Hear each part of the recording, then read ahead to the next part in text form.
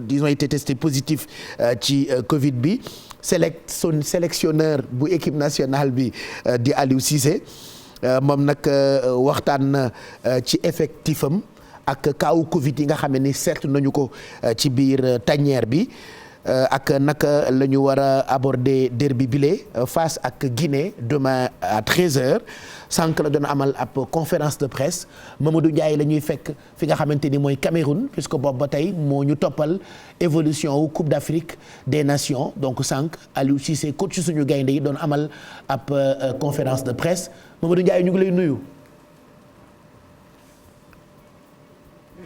di nuyu téléspectateurs yi télévision Futur Média nuyu waa téléspectateurs yi Midi Plus yi jaajëfal la tey ci suba si veille de match comme ni ñu koy defee traditionnelle conférence de presse d'avant match déglu nañu Aliou Cissé tey mu ñëw wax ci Lions yi ak surtout taxawaay bi mais surtout aussi naka la ñu war a mën a aborder match suba bi contre Guinée moom nag li ci gën a am solo sélectionneur bi li mu wax mooy wax na ci taxawaayu gaynde yi surtout kaawu Covid yi nga xamante ni dafa bari moom ci boppam sélectionneur bi di Aliou Cissé remettre na waat en cause test Covid yi mais surtout taxawaayu CAF Aliou Cissé ci boppam bi ñu génnee juste conférence de presse tekki na wax ji ci wolof ñu dégtal leen.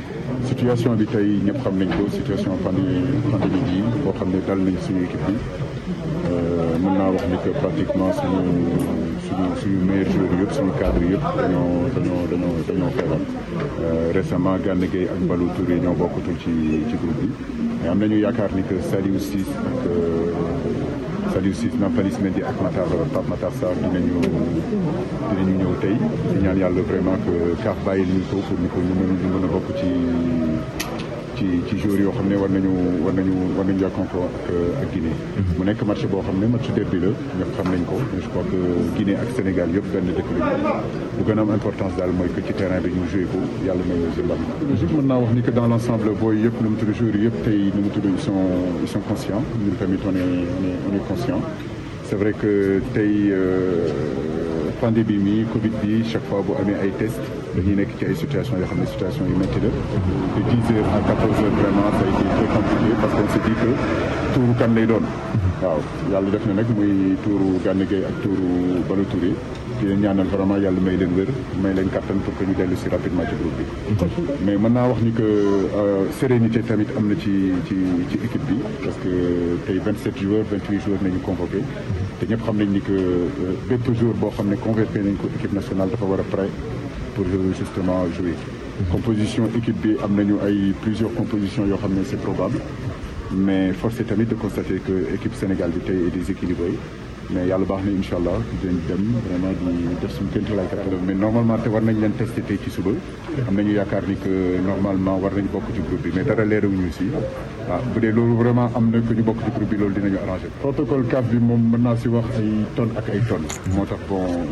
comme ci télé nañ nekk am na yu bëri yoo xam ne mënuma ko si wax mais am ay joueurs yoo xam ne tey bi ñuy ñëw ne nañu ils sont négatifs bu ñu egsee fii CAF nañu mënuñu leen dugal suñu équipe bi loolu lu doy waar la ñoo am ay joueurs yoo xam ne dañ leen war a testé ñu ne duñu leen testé loolu tamit lu doy waar la mais protocole sanitaire bi maa ngi ko doon dénoncé déjà sama conférence de presse di wax ni que ñun ñoo bëggoon que Coupe d'Afrique bi moo am CHAN bi gisoon nañu même problème yu fi amoon tamit ci protocole sanitaire bi vraiment protocole sanitaire bi lu ma ci mën wax rek mooy que farce lay niru ko plus que. voilà mu nekkoon Aliou Cissé tey ci conférence de presse d'avant match bi ñi ngi fii actuellement ci hôtelu Lions yi sori lool ñun fi ñu dëkk 60 kilomètres la aller 60 kilomètres retour ñi ngi xaar beneen sélectionneur bu Guinée bi di Kaba Diawara mu ñëw fas yéene wax moom tamit naka la war a mën a aborder match suba bi Sénégal Guinée ñi ngi ko jàpp suba ci bu 14h jotee fii ci Bafoussam 13h foofu ca Dakar. waaw donc Mamadou Ndiaye ñu ngi lay gërëm bu baax ak Ahmed Niang équipe yu télévision Futur Média foofee ca Cameroun ñu ñuy toppal participation au Sénégal ci Coupe d'Afrique bi avant pendant et après match itam di ngeen mën a suivre sunu équipe sport tey nag kii di Aliou Cissé doon amal ab conférence de presse d'avant match moom itam wax taxawaayam ak yenn ci ay mbir yoo xamante ni mën nañoo soxal ñun en tant que 12e gaynde c'est vrai que Coupe d'Afrique bi bu ñu ko dee seetaan ñun ñëpp dañuy mel ni ay sélectionneur ku ci nekk di nga génne sa xam-xam ci wàllu tàggat yaram mais bon nous sommes de tout cœur donc avec cette équipe qui va donc jouer son deuxième match demain à partir de 13h ci télévision Futur Média donc di ngeen mën a dund ambiance bi avant ak après match ak sunu équipe yi donc merci Mamadou Ndiaye il est exactement 12:05 dans quelques instants Titi mooy ñëw fekk si ñu ci plateau bi bëri na ci ay mbir yoo xamante ni bëgg nañ ci waxtaan ak moom mais j'aimerais vous présenter encore Everyday mooy gamme bi ngeen di gis ci suufu écran bi Everyday nag daanaka Everyday mën ngeen koo jëfandikoo ndaxte Everyday dafa proposer ay produits yoo xamante ni soit pour jigéen ñi ci biir kër yi ay produits waañ yu tudd Everyday yu ngeen mën a toggee ñoom vinaigre ak moutarde Everyday mais xale yi tamit mën nañoo jëfandikoo gaamu everyday parce que am na ay cornflakes am na ay meew alors aller ci grande surface bu mën ci doon ngeen laajte gamme bi di everyday soit pour xale yi wala pour jigéen ñi nga xamante ne ñooy togg ci biir kër yi everyday mu ngi leen di ñaanal bëccëg bu neex ci télévision Futur Média sànq je disais que dinañu dem fi nga xamante ni moo di CICES alors CICES nag foofee ñu ngi tàmbali lii ñu tuddee le mois de la consommé wala du consommé local de la consommation.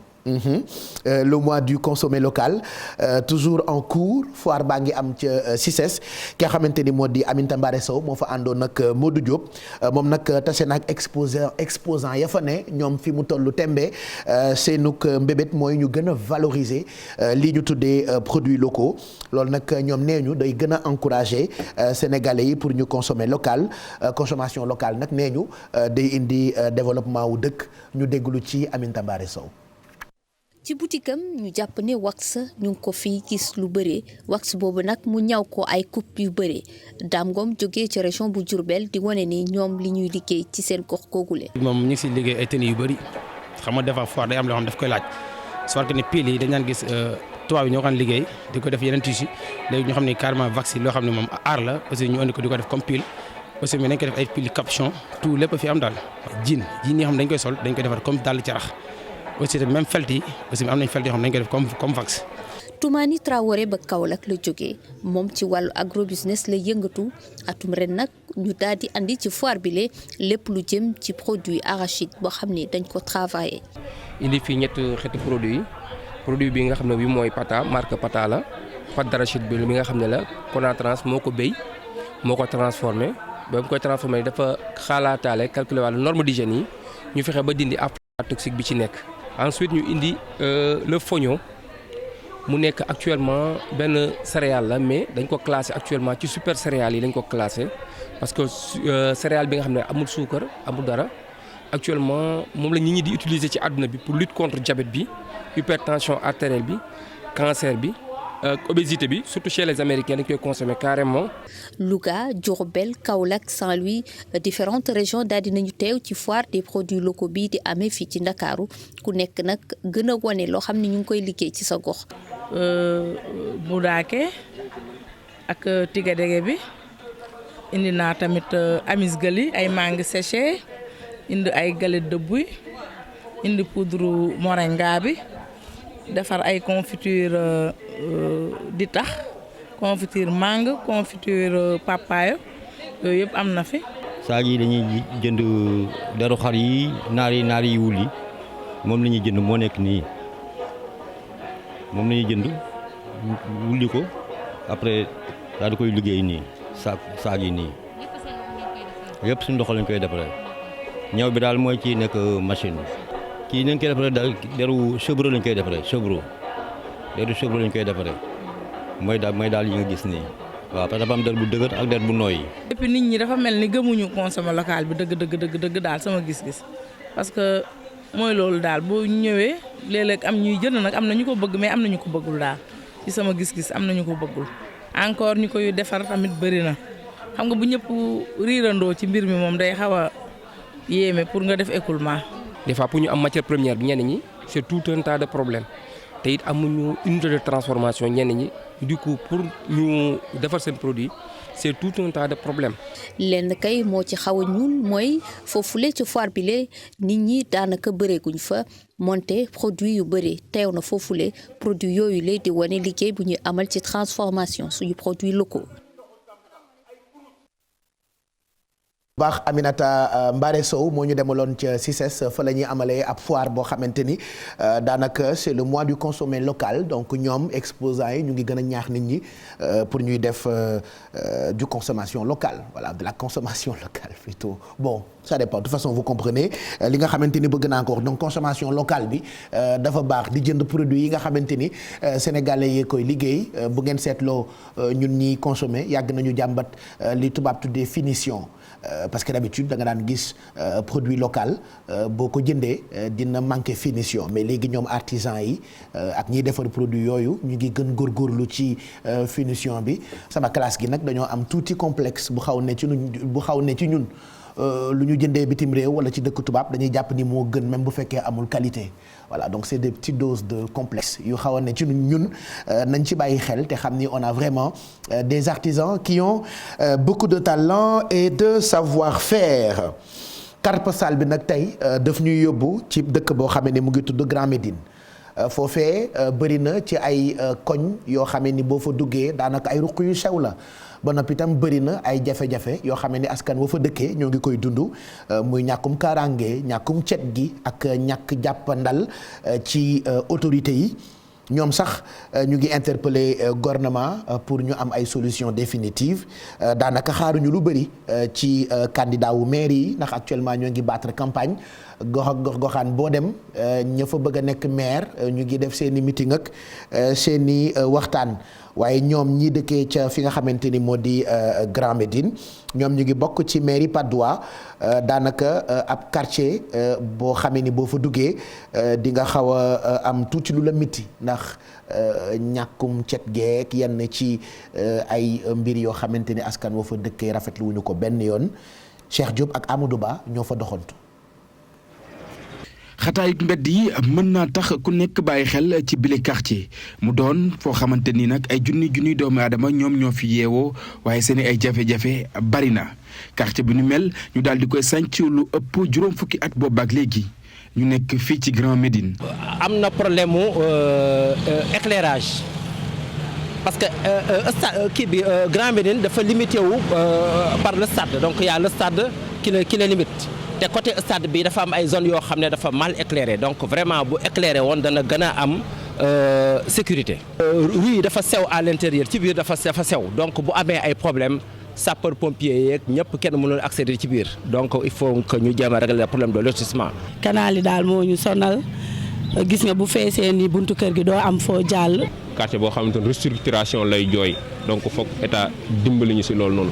problème yooyu noonu suñ ko saafara Grand Médine mooy saafara nañ feebaru Grand Médine dëgg. am depuis 63 à nos jours booy xool carte de vie bi nii la mel amul benn changement amul benn kër bu fi am këyit amul benn kër bu fi am baay donc Grand Médine dañ ko jàppee TNU jusqu'à présent. jafe-jafe yu bari ñiy dagaan seeni baat bu ñu rek toggee ci jal bi yenn saa yi dañ leen di fàtte ba tax na askan wi di xam ne rek ne amatuñu benn confiance ci ñoom. ku ñëw toog rek sa bopp nga fiy toogal bu léegi nga toogal fi askan bi parce que ñun askan bi moo ñu yitte woo mais nit ñi daal bu ñu ñëwee daal seen bopp daal la ñuy toppatoo.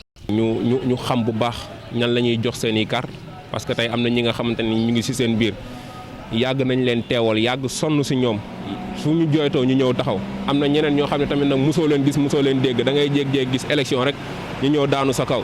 su ko defee population bi nañ xam bu baax xàmmee ñan ñooy ñi leen di jëriñ ñan ñooy am fi ñu leen jëlee fal leen yóbbu leen ca mairie ba danañ leen taxaw ci seen i jafe-jafe. centre de Dakar la nekk xam nga yàlla dogal mu nekk quartier boo xam ne quartier populaire la élection bu ñëw nit ñi dugg fi wax seen ay wax nit ñi jàppale leen mais après ba léegi jusqu'à présent nguur yi fi jaar yëpp damaa gëm ne dañoo fàtte Grand Médine. période campagne ñuy waajal li nga xam ne nag moom moo di élection yi ñi leen nga xam ne ñoom ñoo dëkkee ci Grand Médine la ñuy sàkku itam bokk nañ ñu daal di coppi li nga xam ne moom moo di melokaanu bile quartier ngir rek ñoom ci seen bopp mën a dund ci li nga xam ne moom moo di jàmm.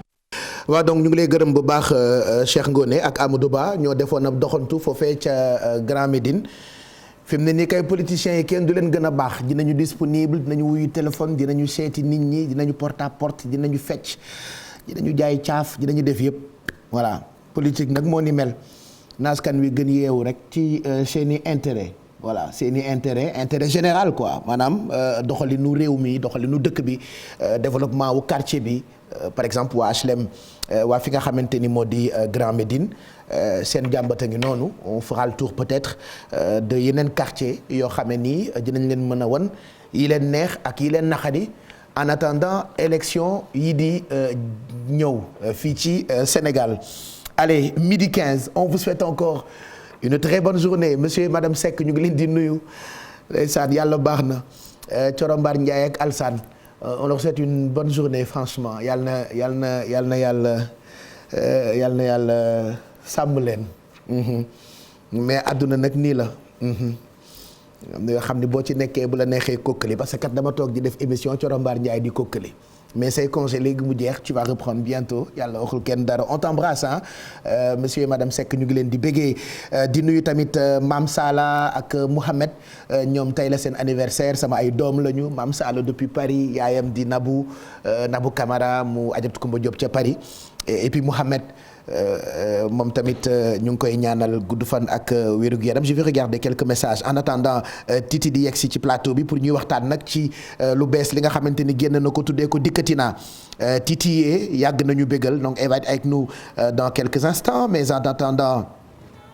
on va souhaiter donc un bon anniversaire aux jumeaux sama doom yi Mouhamed Al Amin Diagne ak Thiané Diagne voilà tuddee wuñ ko Thiané jour JD waaye bàjjanam la ñu ko tuddee Thiané mu ndaw ñoom nag Passepartout la seen bàyyi tudd astafurlah Maxu Diagne la seen bàyyi tudd ndax seen bàyyi nag ab saay-saay la boo xamante ni Passepartout la ñu koy woowee ci rajo bi doomu Youssou Ndour Maxu donc bon anniversaire à Mouhamed Al Amin Diagne ak Thiané ñoom tey la seen anniversaire di souhaiter itam un bon anniversaire à la petite princesse Mame Sala, ça c'est ma nièce, c'est de la part de Mami Koumba Diop depuis Paris et joyeux anniversaire à Mouhamed voilà bu tonton Ousseynou Abikan ñu ngi koy ñaanal gudd fan moom itam ak wérgu yaram midi 16 mooy doog a jot gën gi dëkk nag commande la boo xamante ni commande monsieur et madame Seck la dama leen koy livrer à domicile titee ko woyoon rappelez-vous woyu mbëggeel la que ngay bëgganteel day doon par la force gën gi dëkk donc c'est pour vous.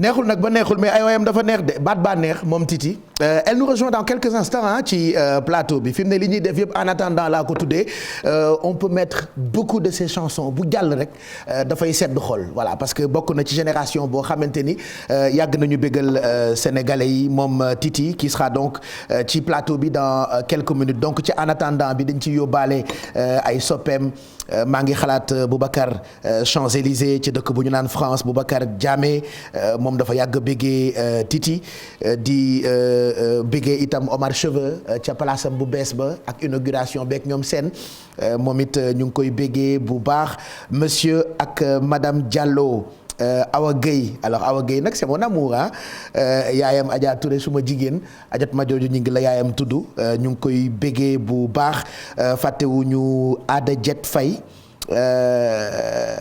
femme de Sidi Faye voilà donc ñoom ñu ngi leen di béggee bu baax ci en attendant bi Titi on est en train de l'attendre donc elle va nous rejoindre dans quelques instants ci plateau bi toog mu Serigne Fallou moo ma yónnee itam souhait anniversaire bi di Adama ak Awa Mbaye c'est de la part de Ndiogu Afia ñoom tamit tey la seen anniversaire on leur souhaite beaucoup de bonheur Titi saa yu yéegee ci seen Youssou Ndour ñëppay bëgg rappelez-vous Bercy bi mujj 2017 ba mu yéegee ànd ak Youssou ak Mbaye Dieye Faye way Jamil keroog ñëpp a bëgg te woy la boo xamee ni bi Bercy passé dañu koy déglu di bëgg mën nañu leen ko tegal ci en attendant Titi bi lii itam bokk na ci liy wane ni moom talent rek la feese dell diggante Guinée ak Sénégal ak parcours bu riche bi ñu koy découvrir ak léegi mu ngi bëgg a yàgg loolu itam mënul ñàkk ci en attendant bi puisque bu yegsee daañu tàmbali waxtaan bi ci Midi Plus et puis rédaction bu télévision Futur Média itam ñoom itam ñu ngi wàcc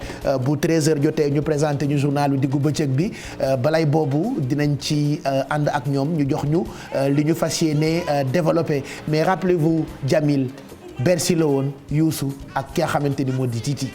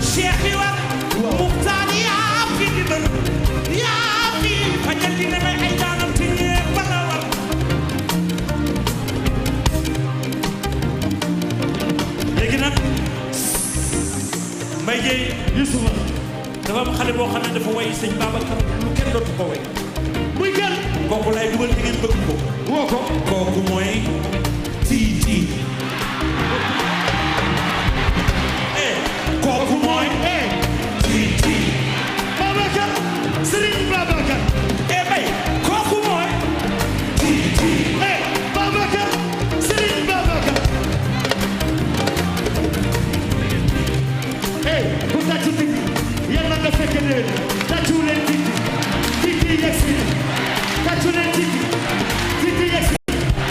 Ku bëgg sëñ Abdou Aziz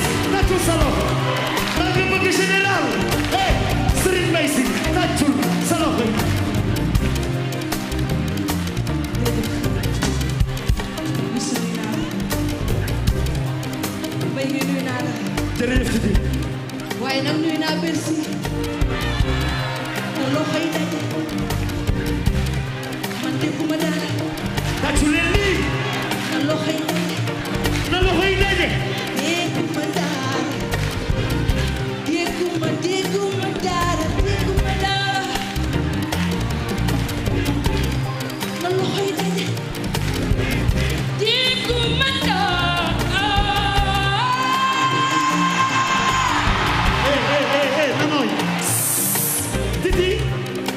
dolli ma foofu dolli ma na loxo yi daje na loxo yi daje Bercy dégguma dara tàccu leen lii na loxo yi daje na loxo yi daje Sénégal jaay dégguma dara tàccu leen lii na loxo yi daje na loxo yi daje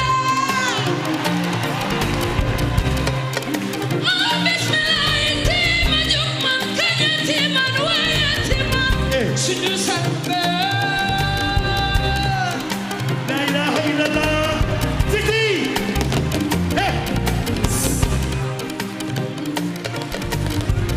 tii laay jóg kañ fi man baru diine tii laay dilaat buum ci muy bëgg na loxo yi daje tàccu leen lii Youssou yow yaa ngi yëngu ma woye naaru ndey soxna bu mani Youssou ma jigéen sarak sa jarba sa doom Titi woowoon nga ko fii 2017 nga woowaat ko fii xoolal Bercy yéen a def lii ci mbay waaw Ababacar de jar na ko lu ngeen defee ci mbay ci yéen la man de def naa ci mbay teel ko fii xoolal ku si tàcc yal na nga tàccu Titi Mbaye Dieye Youssou ma dama bëgg nga wayal ñu boo xamee ne dafa sax ci xol yi muy maam Abdou Aziz Sy Dabakh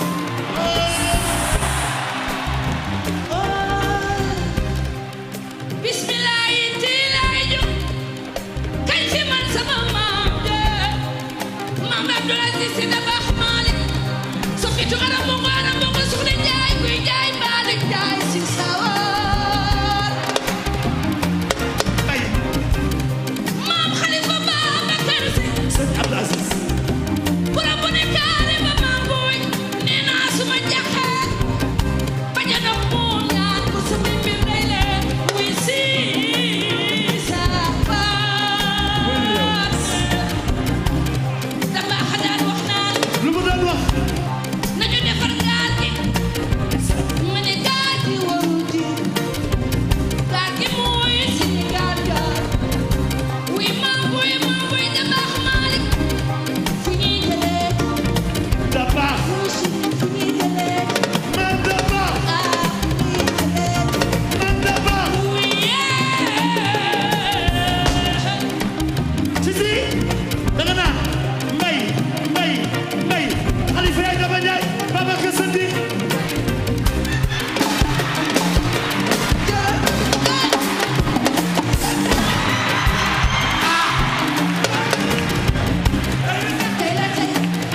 tey la tey hey tey la tey Mara Dieng tey la tey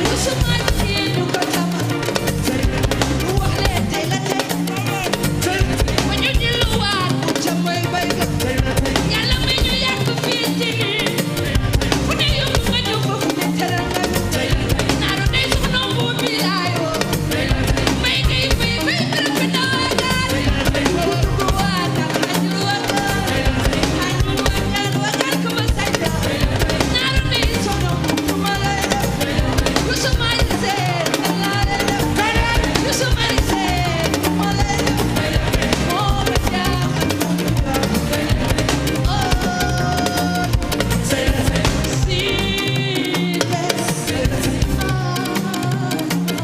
Titi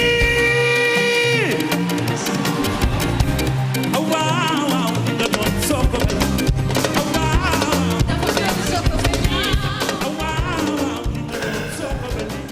Bercy bi kenn dootu ko fàtte Jamil Titi ba mu yéegee ñëpp bég c'était à Paris ren nag Youssou fayee na ko grand balu arena bi ca fi nga xamante ni moo di arena bu Diamniadio Pape Diouf a ngi fay waaj a dem sax moom it mu ngi préparé guddi gu mag Pape Diouf ak Génération Consciente Pape Diouf qui viendra nous voir fan yi amul jot nag entre tournée yi spectacle yeeg li nga xamante ni mu ngi koy jagleel africain yi parce que Pape Diouf Gambie Pape Diouf Sénégal Pape Diouf Côte d'Ivoire Youssou dem arena bërki démb bu ngeen fàttali ko itam daaw la Pape Diouf jàppoon date pour dem arena bu Diamniadio ren nag incha allah mu koy préparé il viendra nous voir en attendant Titi di ñu rejoindre ci plateau bi on va retrouver Chérif Dia pour xët yi titres yi li mu nar a développé bu ñu demee ba benn waxtu jot Chérif ñu ngi lay nuyu bokk na ci li nga nar a waxtaanee taxawaayu cadre unitaire bu islam ak SYNPICS. jërëjëf Pape ni nga ko waxee noonu la jamono ji kon ñoom waa cadre unitaire de l'islam ñi ngi présenté seen charte de non violence ngi rek wax acteurs politiques yi ñu xaatim ko su ko defee fitna bañ a am ci campagne électorale bi ñu dëgmal li ci des sax bariwut laata kon ñi amal élection locale yi jàpp ñaar fukki fan ak ñett ci weeru janvier taskatu xabaar yi réeroo am na seen biir ndax waa SYNPICS woote woon na li tuddee ab lël di assise wante organisation yu bëri demun ca boole na ci CDEPS gi ëmb patronat de presse bi wante waa Corée di demun naka noonu waa appel na ko xam mooy ñi yëngatu ci wàllu internet bi mel ni kon réeroo am na xibaar yi ci mujj jot mooy am na ñu ciy dox tànku jàmm ba ñoom ñu mën a déggoo ndax loolu kon di assise de la presse bokkoon na kon ci plateforme boo xamante ni kon ñoom tasukaayu xabaar yi déposé woon ko ci ministère bi ñu ko dénk ci ñetti fan ci weeru mai bi ñu génn ba doon amal seen manifestation devant ministère bi ñu dénk wàllu communication ak culture fii ci Sénégal doon ko topp kon xool fan la waa nit di mujj gëtam Pape. Voilà donc merci Chérif pendant que ngay joxe titre yi maa ngi doon waxtaan ak invité bi donc ci kanam bu 13h jotee on te retrouve pour journal bi élection yi comme ça yoo toogee dañuy profité am tuuti explication ci actualité nit ñi ñu ngi sensibiliser pour ñu éviter violence bi mais on a remarqué ci gox yu bëri na ay actes de violence yu am ci campagne bi loolu nag doonul lu ñu bëgg ci période bi les Chérif. waaw élection moom warul ànd ak violence sëñ Pape ba fekkente ne candidats yi bari nañ fii ci Sénégal collectivités locales yi bari ku ci nekk bu fekkente ni da nga am sa programme je pense que li gën a am solo mooy débat bi ñu def ku ci ay idée ci xalaat maanaam li nga yéene sa gox-goxaat nga ñëw exposé ko ñii di électeurs yi ñoom nag bis boobaa bu ne ba ca mbañ gàcce ga ku nekk xool. ki proposé li gën ci diwaan bi ñu daal di lay voteel loolu su amee kon jàmm danaan ñooy mais nag comme ni ñu ko waxee Sénégal moom histoire politique am ak fitna danoo yàgg ay nit ñàkk nañ seen bakkan ci ay élection muy législative présidentielle élection yi nag xëy na dafa wuute ak yooyu parce que maa ngi koy méngaleeg wàllu nawetaan ndax comme gox-goxaat la candidat yi xamante nan militants yi itam xamante bokk benn quartier moo tax bu fekkente ni caravane yi daje nan su xel yi déwul rek fitna mën naa am moo tax kon initiative boobu cadre bi jël na solo mais li koy jëmmal dina jafe parce que des fois nga mënoo maîtriser ñi nga xamante ñoom ñooy ay militants yi wante Sénégal moom seetlu gi tamit mooy képp koo xamante ni yàgg nga fay yee fitna li lay fal bariwul parce que bu ñu demee ba ci mbañ gàcce ka bisu élection yi li ñu nemee ko mooy candidat yi gën a am jàmm wala ñi gën a yaru tamit bokk nañ ci dañ leen di sanctionner positivement donc ku fi yee fitna tamit xëy na ci la yem ñi yee fitna tamit mooy nervi yi wala yenn saa yi ñu jël ay mbër loolu aussi je pense que ñoom war nañoo xoolaat seen bopp xool goo xamante ni ñu bañ leen a manipuler di leen dugal ci loo xamante ni mën nga cee ñàkk sa bakkan te ku ñàkk sa bakkan yow yaay perte ak sa njaboot parce que politiciens yi bu ëllëgee danañ joxante loxo ñoom ñu ànd yow xëy na nga daal di indil problème say wajur surtout bu fekkente ne dañ la yaakaar exemple bi ñu fi joxe saa su nekk mooy la daloon Ndiaga Diouf saa su nekk fii ci Sénégal muy ci atum 2011 ba léegi ay nervi yi ñu utiliser ñuy dem di attaquer barab ba bakkan rot ca donc loolu tamit ñi nga xamante ne kon ñoo ci yëngatu bu amee lii mbër yi tamit ñu leen ci sensibiliser si wàllu képp koo xam ne am nga doole parce que gis nañ journal yi tey liñ génnee neexul ay images yoo xamante ni ay nit ñu gaañu ba fële ca Kaolack tribunal ba mujj na cee amu yoon te loolu rafetul. donc loolu defe naa leer na ci ay explication par rapport ak violence bi nga xam ne dañu ko seetlu ci boor yu bëri fii ci Sénégal jëm ci campagne beeg élection yi ñu dëgmal xam naa dañu lay bàyyi nga pause bu ko defee 13h nga dellusiwaat. pour journalu wolof bi ñu ngi lay gërëm. en attendant dañuy tàmbali waxtaan bi ak Titi qui vient donc de nous rejoindre ci plateau bi ñu bëgg lool tey ci recevoir ko fii ci këram. digganteem ak Youssou Ndour kenn dootu ko naatable waaye daan dinañ ci ñëwaat bi Covid bi ñëwee yu bëri gisuñu suñu artistes yi def ko. Titi yàgg nañu dajale chaque année Grand Théâtre yàgg nañu dajale cosaan yàgg nañu dajale ci ay concert ak ay spectacle loolu xam naa dinañ ci ñëwaat parce que dañu bëgg a def bilan bu ndaw laataa ñuy waxtaanee dikkatina nag mooy lu bees li nga xamante ni moom la ñu Titi jagleel ñun sénégalais yi Titi yee ñu ngi lay nuyu gëj nañu gisante ah. waaw yàgg na nag Pape. naka mu. ça va. yaa ngi cool bu baax. waaw may sant ñu bàyyi la nga nuyoog téléspectateurs yi ak internautes yi nga xamante ni ñoo ñuy seetaan depuis que ñu dégg ni yaay nekk invité bi tey ñëpp a ngi lay xaar. dëgg la Pape di kontaan di sant yàlla. di julli ci yonent bi Seydina Muhammad sallallahu alayhi wa sallam sant sama ñaari waajur di kontaan di nuyu ñëpp internautes yi fans yi Dakar. Banjul fépp ci àdduna bi diaspora bi. Mauritanie ndax ñëpp bëgg Titi yee. waaw maa ngi jaajëfal ñëpp. Titi bu àdduna quoi. bi ñu commencé émission bi sànq. teg naa gën gi dëkk teg naa bul may fiire teg naa nit day xam boppam c'est-à-dire waxuma sax woy yu bees yi mais boo demee ba ci sa premier album saa yoo dégloo ay woyu Titi day mel ni tey nga ko tëgg et je pense que question bi dama la ko laaj la ko parce que li ma mënul comprendre mooy lan mooy secret Titi. secret amu ci Pape sant yàlla rek liggéey rek di koy sant yàlla parce que aussi def dara à chaque fois buy neex nit yi à chaque fois mu nekk it wala mu dugg ci xoli doomu aadama ak aw yi suñu borom da cee am wàll. waaw te man li may wax rek suñu borom moo tax li ma nekk tey ma nekk ko. kon sant yàlla rek. mais dëgg la loxo suñu borom mu ngi ci. mais talent bi. savoir faire bi. ak xam-xam bi ci musique bi loolu yëpp expérience la boo xamante ni da nga ko teel a am. balaa sax ngay dugg ci musique. waaw dama waane nag. dama waane loolu taxoon sax même bi ma ñëwoon ci scène musicale bi depuis loolu nit yi dañuy foog ne je suis tellement âgé ba xam nga ñuy foogoon xam nga rek tendance future. parce que da nga màggandoo ak daanaka sa carrière en fait. dama rampé nekk xale teel a bëgg musique. waaw doo nag di ci def lu ne léeg-léeg ma wéet ne nañ def nangam nii xam nga nag loolu tax du may bëgg a wéet. bu ma wéetee rek du baax. bay créer ay affaire donc yooyu su di bind di teg waaw wala waaw donc yooyu la daal ba nga xam ne su ñëwee rek donc nit yi dañ ci gis seen bopp. tey boo dee dégluwaat sa woy yu njëkk yi premier album bi ba ci album bu mujj est-ce que li mélomane yi di yëg yow loolu ngay yëg yow des fois doo jaaxal sa bopp. waaw sant yàlla bay xam nga nag tamit lu jóge ci xol it ci xol lay delloo. loolu day tax rek ma ne waaw fii defoon naa fi lii. bii di ñëw naa def nangam. loolu laa ciy def jàngat googu laa ciy am à chaque fois. parce que su ma ko jëlaatee déglu ko wala ma jëlaat ko seetaat ko dama naan écoute lii mun naa ko jëlee fii yóbbu ko fële wala ma defee nii tegee ko ne loolu laa ciy def. boo toogee tey 2021 ba gis fi nga toll. est-ce que bi ngay tàmbali diggante bi ngay jógee Sénégal dem Guinée Fanta Mbacké Kouyaté Tasek Youssou Ndour mu ne la dellusiwaatal Sénégal ak li nga jot a def yëpp. doo toog ba xalaat ni est-ce que amoon nga yaakaar ni fii nga toll tey di nga fi toll bi ngay doog a tàmbali surtout. non fooguma ko woon mais nag daan naa ko fooye. waaw parce que si samay parents nee nañ ma bi ma nekkee xale dama doon wax ne man maa Youssou Ndour. ah bon moo tax yéen ñaar ngeen doon timbre vocal. nee nañ ma daal bi ma nekkee xale boobu surtout bu ñu ma yóbbuwaan colonie de vacances sport. dama daal maa Youssou Ndour suba man maay nekk Youssou Ndour. nee na dama ko doon wax. waaw donc kon mbiru suñu borom la rek. su loolu amee ba tey ñu mën a ñëw suñu borom sottal ñu nekk tey ci level bi ñu nekk rek koy sant yàlla. dañ koy sant yàlla kay. ñu gis itam ni bi Covid bu duggee ci àddina. daanaka artistes yu bëri dañoo pause. yow tamit nga bokkoon ci. scène bi manqué wu la woon. si vraiment manqué na bu baax.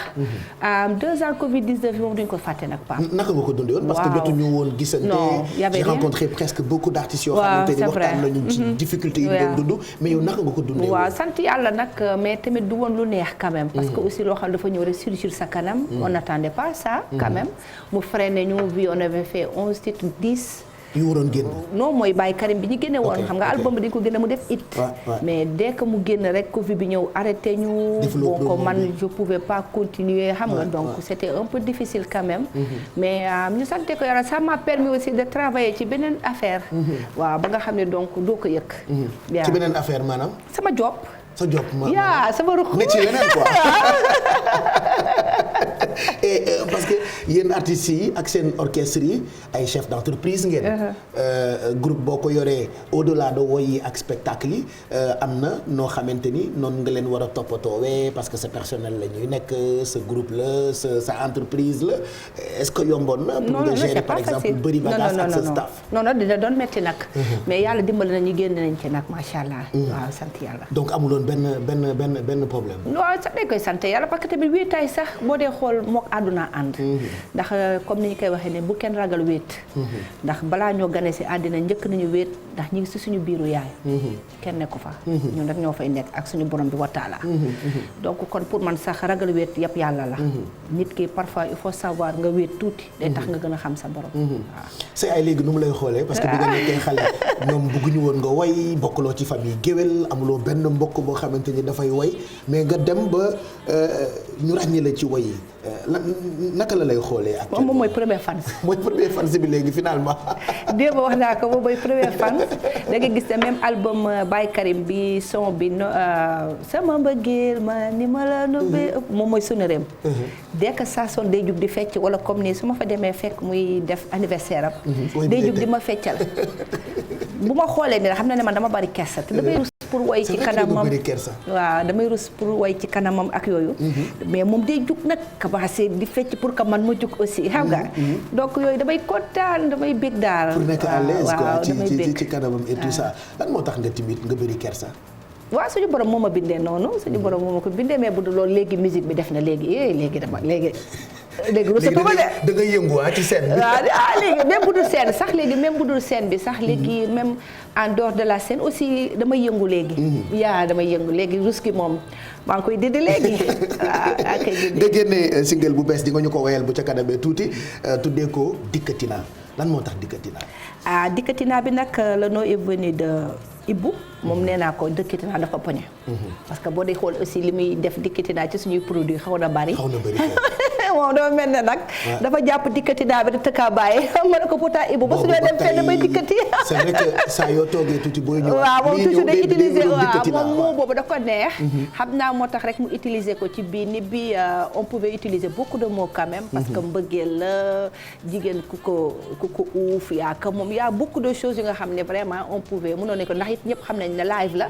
dañ ko remix ci. live la bu ñu waaw non ci album bi la bokkoon. ñun ñu jël ko def ko live carrément quoi génne ko et puis da nga mën live ba noppi itam mën variété c'est-à-dire fuñ la dugal nga dem bu dee jazz bi da nga koy woy bu dee slow bi da nga koy woy bu dee woy tubaab bi da nga koy woy bu dee mbalax bi itam da nga koy woy naka nga def ba acquérir expérience boobu noonu. waaw man damay def classique damay def acoustique.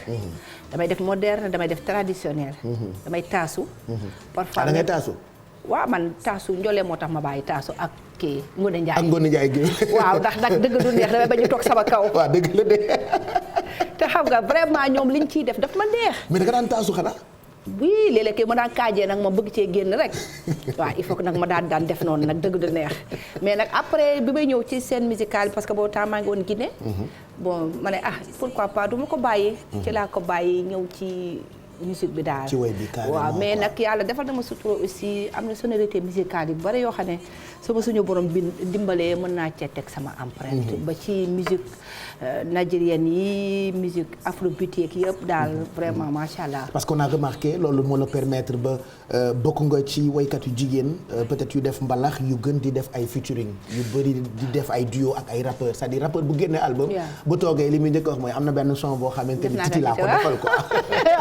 waaw def nañu ak même tout récemment sax def nañu benn ak Fata waaw def nañu ak Dip defoon naa aussi ak Gaston vraiment mu nekk ñoom tamit lu ci bari lu ñuy def dañu ma ci boole mu nekk lu ma neex tamit ndax it dama rafetlu seen liggéey te it rab bi dafa neex macha allah man it dama si gis sama bopp waaw loolu moo tax lan moo tax toujours ngay nekk à l'aise ci beneen artiste par exemple sànq ñu ngi seetaan Jamil 2017 Bercy saa yoo yéegee jàkkaarloog Youssou Ndour toj salle bi duo yi nga def ak rappeurs yi spectacle yi ngay def di fekk sa ay nawle artistes ci ay scène toujours da ngay dem à fond boo nekkee ci scène. waaw xam nga nit tamit bu la jiitalee ci mbiram da koy bégal sama papa Youssou daf ñoo bégal depuis boobu ak tey. te it il fait partie ci ñi nga xam ne su ma bëggee musique. moom bokk na si. man loolu dama koy wax toujours fu ma toog. bu ma ñëwee Dakar di musique sax il fait partie.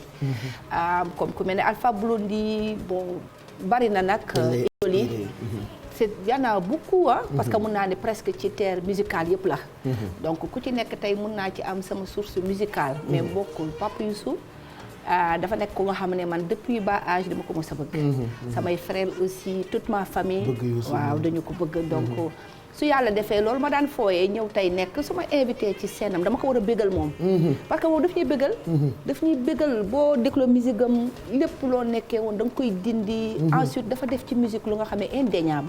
waaw man te ku nekk bëgg na def lu mel noonu. waaw moom it mu ñëw na delloo ma respect boobu. munoon na ñëw gis ne xale laa mën naa way du ko avouer. mais Youssou laa toujours avouer. ba Sénégal àdduna bi yëpp gis ko ne. Titiye mooy waykatu Youssou. te su ko neexoon ak. ñi mu uuf ñëpp. ragal a féete dafay xañ a wërsëg effectivement. uuf na ñëpp. ñëpp a ngi jaar ci loxoom. tey du sénégalais bi du américain bi du français bi Youssou a travaillé presque mondial. donc su ma nekkee tey man mu ndaw mi moom mu mun a ñëw avouer sama talent. avouer sama mën a way avouer que ni moom su ma wayee moom day bëgg. du ma gën a gore. waaw loolu moo tax ma ne su ma ñëwee ci scène musicale am. dama koy bégal ba mu kontaan. waaw da ngay joxe li nga am yëpp quoi. damay joxe lu ma mën ak lu ma mënul yëpp. pour moom it mu bég. pour mu xam ne moom it ni may bégalee. pour moom it mu xam ne fi mu ma teg delloo naa ko ko. ci kaw scène bi waaw. yéen da nga bokk ci génération boo xamante ni révolutionné ngeen daanaka musique indi ngeen ci seen touche waaye jamono bi ngeen di ñëw internet xewul way jafe woon na siiw itam jafe woon na mais ñu toll ci jamono boo xamante ni way bëri na artiste bëri na yenn saa yi mbir yi niroog lu jaxasoo yow avec le recul naka nga gisee paysage musical bu Sénégal bi actuellement surtout ak génération bu bees. daa meññ rek. dafa meññ et y a pas trop de maison de kii. de production. mais bu du woon loolu sax duñu yëg pénurie boobu. mais dafa meññ ne et c'est normal aussi. musique tamit loolu la laaj parce que boo dee xool les pays américains tey ñoo ñu gën a rëy. ñoo ñu gën a large te sonorité musicale yi fi mexicains yi les américains. comment dirais-je sorte musicale bu ne ma nga fa. donc li tax gisoo ko li tax ñu koy pousser parce que ils ont les moyens. de pousser musique bi nga xam ne tey ji képp kuy artiste ci nga war a mën a gën a yëg sa bopp. mais nag par contre en Afrique surtout nag le Sénégal. on n'a pas ces moyens. donc c'est pour cela que day. talent baa ngi fi meññeef baa ngi fi mais ay moyen moo manqué Pape Cheikh. ñun Sénégal mun naa ne boo dee xool nu ñu mënee xool bu ñu duggee ci benn morceau. dañuy jël suñu temps. dañu koy defar ñoom Pape Oumar ñëw ñoom Jimmy Mbaye ñi nekk ci benn accord. pour rek buñ la ko tegalee nga gis ci sa bopp. mais tey tubaab du liggéeyee noonu. 1 2 3 pop mun na pare. donc musique sénégalaise riche na de. c'est tellement riche mais moyen tamit ça manque daal waaw dafa manqué nag. waaw il faut que si ñu wax ko loolu mooy war a parfois da ngay dégg artiste dem ba ci biir donc dootoo ko déggati parce que moom mooy mujj a jug sax di démerder avec ses propres moyens. c'est pas facile. y a pas de sponsoring bu nga xam ne tey jii am nañ ko au niveau du Sénégal bu mun a jàppale les artistes. ça souffre quand même. dëgg la nag le gouvernement defoon na benn geste ci Covid bi ñu ngi koy remercier vraiment di remercier aussi le ministre de la culture. mais parfois c'est des choses qui ne suffisent pas. ça ne suffit pas. waaw loolu mooy tax. maanaam doyul nii actuellement. non du doy parce que tey artiste bi fiy ñëw di dund musique kese. dafa bari. doo ko mën a xoolal man tey man mënuma dund leneen. man musique laa xam. amuloo benn plan non je peux pas. jaayoo jëndoo commerce. su ma dem de way booba da may dàq. dëgg la de. barke yooyu te mënoo leneen man way rek man daal way daal damay nelaw sax damay nelaw sax jékki-jékki daal jékki yow na kon maa ngi tëdd ma kon di tëddaat. barke yooyu bi suñu borom moom moo ñaalee loolu. mais naka nga koy gérer nekk jigéen nekk mère de famille yore borom kër war a gérer sa life mais en même temps mu metti naka ngay réussir bay def lépp musique ak lépp liggéey yëpp rek da koy sant yàlla c'est pas facile. dans la vie dañ ñëw pour di daw dañoo ñëw pour di sonn donc c'est normal. loolu rek la mais yaa ngi ciy génn quand même. waaw tu t'en sors quand même. waaw ñu ngi sant yàlla. clip yi ay defal sa bopp. non je travaille avec Prince A. clip bi je l'ai fait ak Prince A. mais des fois nga dem ak sa non damay job ba pare indi jox leen. même boo xoolee album bi les 10 titres qu'on a fait. moi j'ai travaillé la moitié. après laa ko indi jox ko Prince Art. Après ñoom ñu àggali ni ci aussi des quoi. Ibou Seck je travaille maa ngi yu bari yu may job yoo xamante individuel.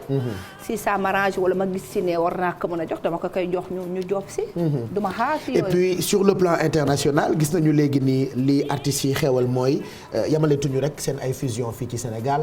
de Youssou Ndour aux autres. ñu ngi dem ak waykatu Nigéria yi waykatu Amérique yi. waykatu France yi est-ce que yow yaa ngi ci projet yooyu. waaw bëgg naa ko. mais aw ma ko. parce que tamit damay liggéey ak label. label bi moom mënoon jàppale si loolu.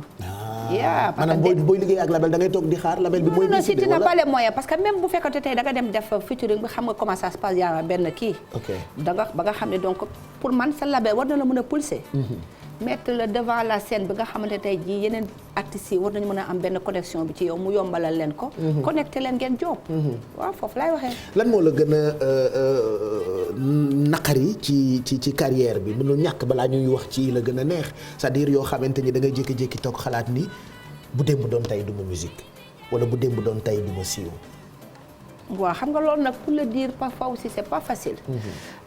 vu que ne moomuñ suñu bopp. donc pour man ku ci nekk ci side bi mu nekk bu la waxal li mu nekkee nga fàtte sa bopp.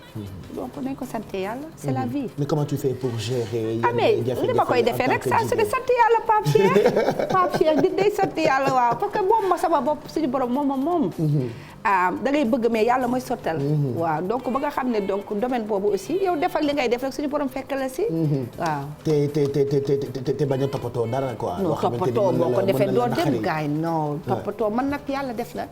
yàlla bindee na ma man sama yoon nekk si dara. dégg li waaw vas-y àggali. ba nga xam ni dama jàpp lu waay def boppam. te yaay may jaay. c'est parce que da ngay wax man tamit dama déglu waale musique bi quoi yokkal ma foofu lii mën na maa rey.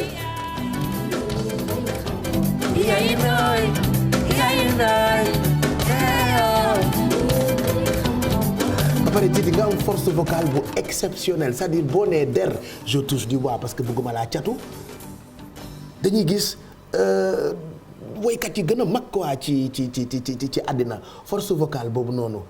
c'est pas donné ah du ñëpp ko am. sant yàlla. sant yàlla.